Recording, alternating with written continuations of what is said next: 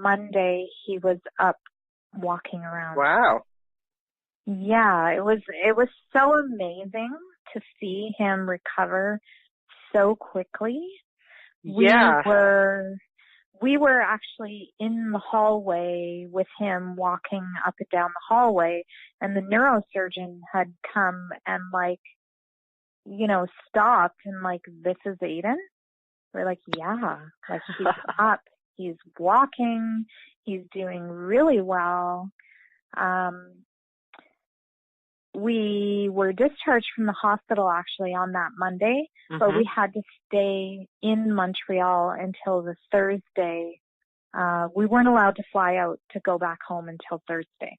I see. As it happened, my brother and his wife were getting married on the Saturday of that week. We got home Thursday, actually clothes to wear to the wedding on Friday, and his wedding was on Saturday. Oh, man. So here we're just home from brain surgery, and we're at his wedding. Wow. I mean, we couldn't have been more thankful to actually make it there. Oh, I bet. And be, here's my child just out of surgery a week ago, and we've made your wedding. What more could you have to be thankful for? It was amazing. Of course, the most stressful point of that was handing him over for surgery. In my mind, I'm thinking, please don't let this be the last time I see my child. I remember that moment. Right? Yes, I do. You're putting me right back there. I remember exactly where I was in the room right next to where they wheeled him in and and then you go in and you see all the instruments laying out and we didn't actually go back there. We were in the probably waiting for room, the best. And we handed him over and, okay, this is it. Yep. And both of us, I think, were kind of like, what do we do? What are we supposed to do now that you have him in for surgery? And the doctors, the neurosurgeon and the neurologist actually put us at ease and made it so easy to just kind of, here you go. Here's my child. He's not even 3 years old. Please bring him back to me. I think so that was probably, 8 o'clock or 9 o'clock in the morning. And probably, I think about 8 o'clock that night is when we finally saw him. And of course, he was still out. Yeah. And just swollen already. And there's my baby laying there, Yep. All that he's been through. Yeah. Yeah. We got discharged, went home. Yep. Went to the wedding. And it was so nice to see my child, smiling and laughing. And here's this kid who's just had his brain operated on, and he is being pushed down the street on one of those push bikes, smiling and laughing. Bandages. Great moments. Yeah. Totally. I've got pictures, I took pictures. He's standing there smiling. And you're just like, holy shit, we've just been through the ringer. Totally. And he doesn't even realize what we've just been through. Right. Thankfully. So since brain surgery, brain surgery happened, we were a year and a half seizure free. A year and a half. Yeah. We didn't go off meds after that. We kept him on the meds, of course, because, we've always been told it's 5 years seizure free before they'll even touch meds. Mm-hmm. And I am totally in agreement with that because I don't want to mess with a good thing. Absolutely. It's good. A year and a half goes by. As I told you, we were sitting there having lunch, and we were at a high booth, and he slipped and hit his head on the table, and seizures started again. go to see the doctor. You know, it wasn't a one-time occurrence. It had happened a few times again after that. Okay. I don't recall offhand whether we increased, I think probably because this is the way it's gone, is we've increased meds. They stopped working and we did the med game again. So you're going down on a med, adding a med, going up on another med. Changing meds, you know, playing with the med. The med game, yeah. Figuring out what'll work. We went through that again. Yeah, right? Yeah. All the while he's starting school, he's in, you know, preschool, kindergarten at this time. And how's he doing? He's got an aide, he's doing well, but of course it's a challenge.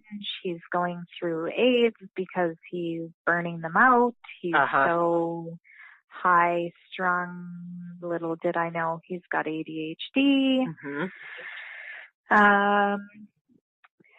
So all that stuff's going on. Take us to, a lot. Let's say 2011. Okay. 2012. So let's say about 2013 is when his meds, we started the med game again. In school, 2016, January is when he's diagnosed with ADHD. His teacher actually came up to me. This is in grade 1. So his teacher had approached me and said, have you noticed maybe that he has ADHD? And I, of course, said, no. Do you think he has ADHD? And she says, well, in my experience, yes. I think we should talk to his doctor and find out because he is literally climbing shelves. And I went, oh.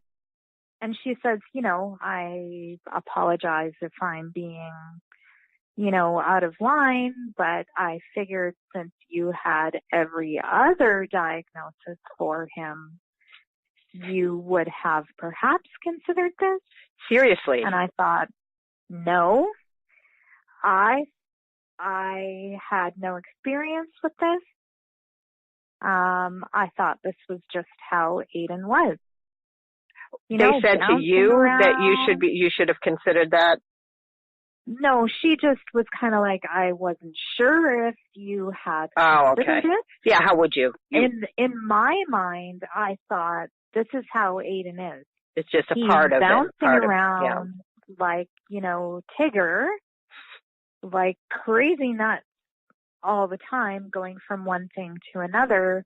And I had never stopped to think this wasn't a problem. Yep. Because at home, you know, that's just how he is. Right. I had no clue. No clue at all. Well, you just don't know what you don't know. How could you? Well, I'd never experienced before. My other kids certainly weren't like this, like all crazy town bouncing around, just crazy nuts. So, of course, we filled out the paperwork, and I'm like, oh, my God, he has ADHD. How could I have missed this? All right, let's go to the doctor. Let's start some meds. Let's, you know, get this under control, because if he can't focus at school, what's he really getting out of it? Right. If he can't silence his brain long enough, he's not going to be successful. Absolutely. My first kind of, you know, I had tried essential oils. I'd heard good things about them. Unfortunately, it wasn't enough to calm him. It just wasn't enough. And in my mind, if he's not calm, he's not getting anything. Absolutely. You've got to stop that hyperactivity so they can focus enough to learn. He's got to be able to, exactly. He's got to be able to sit or even just be able to focus for 5 minutes in order to, you know, soak all this stuff in. And of course, so we went through a couple meds. We tried, what did we try first? We tried Vyvanse first, and it just wasn't for him. The meds would wear off and he'd have a meltdown. He'd be crying. And of course, I'm like, this is just not my child. My child does not cry. Seriously. Really? And this is going on for 40 minutes, 45 to an hour. You know? And he is nonverbal. Is that correct? He is completely nonverbal. Completely nonverbal. And when I say completely nonverbal, he doesn't have even one word. He doesn't say mama. He doesn't say bye. Nothing. And at what point did you realize that was going to be how it was going to go with the nonverbal? So before the brain surgery, he was nonverbal completely. Okay. No noises, nothing. After surgery, it continued. So it was kind of hard to tell whether he was affected by the surgery or not. Bet. Yep. So that didn't change with the surgery? No, it didn't change at all. There was a short period of time where he would copy animal noises. Huh. So for a few months, I would meow or moo or, bark like a dog, and he would copy that. Uh-huh. And then it stopped. I don't recall when exactly that was. Mm-hmm. It was in 2012, so the year after surgery. It had started and stopped within a few months. And there has been nothing since. Wow. Aaden hums mostly, but that's it. It's humming. I know I've posted some stuff on Facebook, like videos and stuff where you can hear him, and that's how he expresses his happiness, anger, frustration by the different tones of different. I don't know how to describe it. You just did. You know when he's happy because he'll kind of bounce around and he'll smile a little bit, and the tone of the hum will be different. Okay. Whereas when he's upset, he kind of makes different. I don't want to say he rocks. He rocks. But if he's standing up, he kind of shuffles back and forth, kind of thing. So you've had to educate yourself as well on how to manage a nonverbal child and how to communicate and. Absolutely. Because he doesn't talk, our communication is mostly him taking me to what he wants. Okay. So if he's hungry, he will go to the pantry or the fridge. If he's thirsty, he'll bring me a juice box or he'll bring me his cup. And now we've gotten to the point where if I say, "Are you hungry?" he'll go sit at the table. Oh, that's good. So I know that this is what he wants. Or diaper. He is not potty trained. He is going to be 10 in October. Okay. We've kind of had different issues surrounding this. I've tried a few times at a couple, like at different ages, to try and potty train, and he's not ready. He's not ready. I'm convinced that when he's ready, I will know. I imagine you will. He is a very determined, persistent, strong-willed child that he definitely knows and understands what you say. He just can't communicate back to you. That is challenging. Definitely. This has definitely been the most challenging part of this. Is learning all those signs of what he wants. And now our challenge is, well, our first and foremost with school is communication. Mm-hmm. It has been, you know, he's in grade 4 now.